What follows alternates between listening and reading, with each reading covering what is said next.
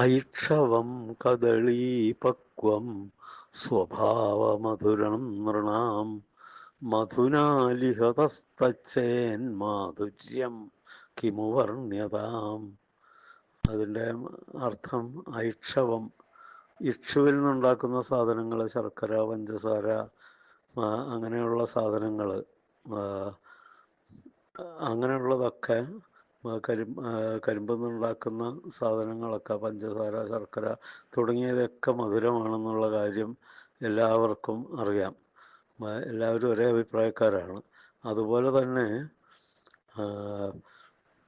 കദളി പക്വം, പഴുത്ത വാഴപ്പഴത്തിനും നല്ല മധുരമാണെന്ന് എല്ലാവർക്കും അറിയാം. അതിലൊന്നും തർക്കം ഉണ്ടാകാറില്ല ഒരിക്കലും.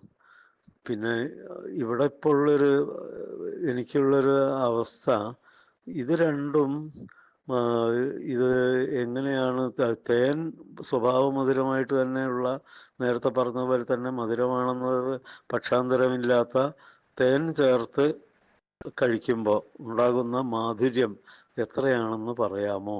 ഒരിക്കലും കഴിയില്ല. ഓരോന്നും തന്നെ മധുരമാണ്.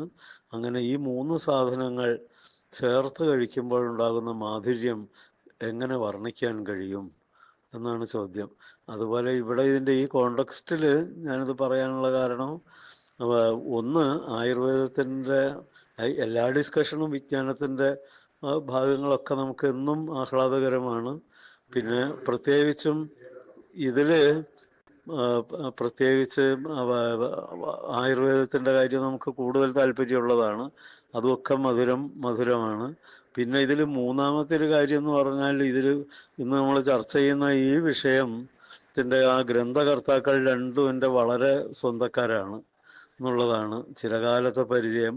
അവരെ മേഖലയിൽ വിദ്യാർത്ഥി കാലഘട്ടത്തിലും അതുപോലെ തന്നെ ജോലിയിലുള്ള കാലഘട്ടത്തിലൊക്കെ അവർ എല്ലാ സ്ഥലത്തും അവരുടേതായിട്ടുള്ള ഒരു ഫുട് പ്രിൻറ്റ്സ് രേഖപ്പെടുത്തിയിട്ടുള്ള ആൾക്കാരാണ്.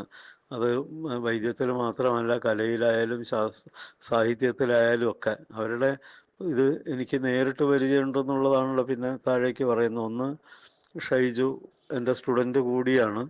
പിന്നെ അതുകൊണ്ട് ധാരാളം അടുപ്പമുണ്ട്. പിന്നെ ദേവികൃഷ്ണനാണെങ്കിലും എൻ്റെ സഹപ്രവർത്തകനായിട്ട് ആര്യവൈദ്യശാലയിൽ ഞാൻ കോളേജിലുള്ളപ്പോഴും പല കാര്യങ്ങളിലും ഒരുമിച്ച് ചില ആര്യവൈദ്യശാല ഓർഗനൈസ് ചെയ്യുന്ന പല കാര്യങ്ങളിലും ഞങ്ങളൊക്കെ ഒരേ കമ്മിറ്റികളിലും ഒരേ പ്രവർത്തനങ്ങളിലൊക്കെ ഏർപ്പെട്ടിട്ടുണ്ട്. അതുപോലെ തന്നെ പിൽക്കാലത്ത് ഞാൻ കോട്ടക്കൽ ആര്യവൈദ്യശാലയിൽ തന്നെ കോളേജിൽ നിന്ന് റിട്ടയർ ചെയ്തതിന് ശേഷം വർക്ക് ചെയ്യുന്ന സമയത്തും അദ്ദേഹം വളരെ നല്ല നല്ല പരിപാടികൾ ഓർഗനൈസ് ചെയ്യുന്നതിലും നടത്തിപ്പിലും ശാസ്ത്രത്തിലും സാഹിത്യത്തിലൊക്കെ ഒരുപോലെ ഉള്ള ആ കാര്യം. അപ്പോൾ ഈ രണ്ട് വ്യക്തികളോടുള്ള അടുപ്പമാണ് അതിൻ്റെ ഇതെല്ലാം ചേർത്ത് കഴിക്കുമ്പോൾ ഉണ്ടാകുന്ന മധുരത്തിൻ്റെ ഒരു സൂചകമായിട്ട് ഇവിടെ ഉദ്ദേശിച്ചിട്ടുള്ളത്.